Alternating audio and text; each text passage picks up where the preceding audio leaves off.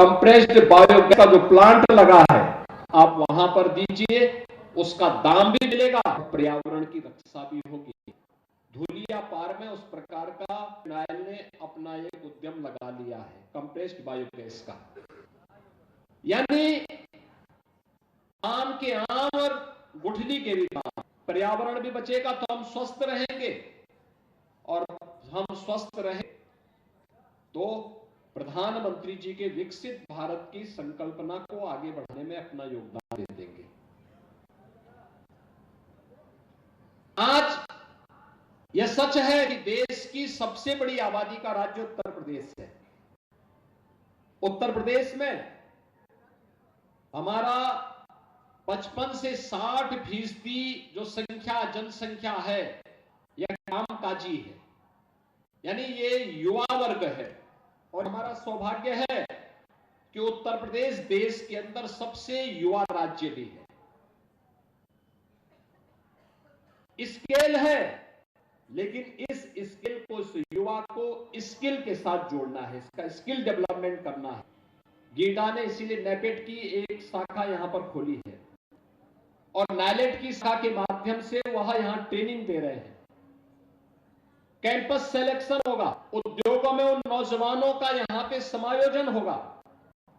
ITI भी power grid corporation ने बना दिया है, उत्तर प्रदेश सरकार को सौंपा है, उत्तर प्रदेश सरकार चलाएगी। यहां की उद्योग के लोग उस प्रकार के पेड़ को विकसित करके हम आगे बढ़ाएंगे। आपने देखा होगा उत्तर प्रदेश के अंदर लोगों ने टाटा टेक्नोलॉजीज के साथ मिलकर के 150 से अधिक आईटीआई को मॉडर्न और अत्याधुनिक तकनीक के साथ जोड़ने का काम किया है।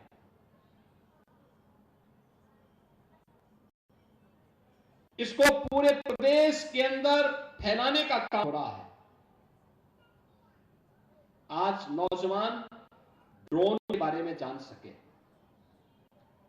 आर्टिफिशियल इंटेलिजेंस के बारे में जान सके, रोबोटिक के बारे में जान सके, 3D प्रिंटिंग के बारे में जान सके, इंटरनेट ऑफ थिंग्स के बारे में जान सके, इन सभी के बारे में जान सके। इसके लिए हम लोगों ने आईटीआई में भी दीर्घकालीन और अल्पकालीन 2 प्रकार की योजनाओं को आगे बढ़ाने का हमने कार्य प्रारंभ किया है और उस प्रकार के ट्रेड को विकसित किया है। दीर्घकालीन योजना में हमने electric vehicle, advance CNC machining, industrial internet of things, industrial robotic and digital manufacturing, 3D printing, इन सब का प्रशिक्षण हम अपने युवाओं को दे रहे हैं। और अल्पकालीन जो है उसके अंतर भी electric vehicle, maintenance, water distribution system, multi skill, CNC training programmer, automotive welding machine, manual and robot, automotive additive manufacturing में प्रशिक्षण, ये सभी हम लोग आगे बढ़ाने का काम कर रहे हैं। ये उत्तर प्रदेश के अंदर जो ये मैन पावर है, जो हमारा नौजवान है, अत्यंत प्रतिभाशाली नौजवान है, इस प्रतिभाशाली नौजवान की डिमांड देश में भी है, दुनिया में भी है। लेकिन जब वह अनस्किल होता है तो कम मान ले पाता है, लेकिन जब वह स्किलफुल होता है तो अच्छा मान दे पाता है। याद करिए हम लोगों ने जिन नौजवानों को इजराइल में भेजा था, लॉजिंग फूडिंग फ्री में उनकी वहां पर है, और 1 यानी 1.25 लाख से लेकर 1.5 लाख रुपए महीना वे कर रहे हैं, रहना खाना मुफ्त में।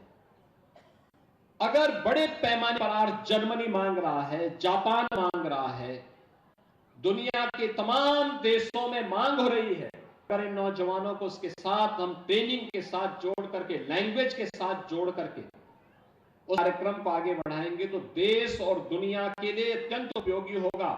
और यह न केवल इन नौजवानों के हित में, बल्कि आने वाले समय में हम लोग देश के अंदर अच्छा मैन पावर उपलब्ध करवाने के एक हब के रूप में अपने आप को स्थापित कर पाएंगे। अभी यहां पर मत्स्य मंत्री अपनी बात कह रहे थे, मैं उनको कहा कि कुशीनगर में महात्मा बुद्ध की महापरिनिर्वाण स्थली में हमारा कृषि और प्रौद्योगिकी विश्वविद्यालय बन रहा है और गोरखपुर में ही एक वेटनरी कॉलेज बन रहा है बेलीपार के पास, जो मत्स्य नई ट्रेनिंग देने का सेंटर है। ये वेटनरी कॉलेज के आप चिन्हित करिए जो बेलीपार के पास बना है। राही को भी मदद मिल जाएगी उससे, क्योंकि ये रावी नदी के किनारे किनारे अपना जीवन यापन करते हैं। आज के अवसर पर मैं एक बार फिर से इस सौगात के लिए पावर ग्रिड कॉर्पोरेशन को हृदय से धन्यवाद देता हूं। यहां के माननीय विधायक जी को, यहां की जनता जनार्दन को, यहां के नौजवानों को भी हृदय से बधाई देता हूं और विश्वास करता हूं कि आप सभी इसका लाभ लेंगे। आप सबके प्रति मेरी मंगलमय शुभकामनाएं हैं। धन्यवाद। जय हिंद।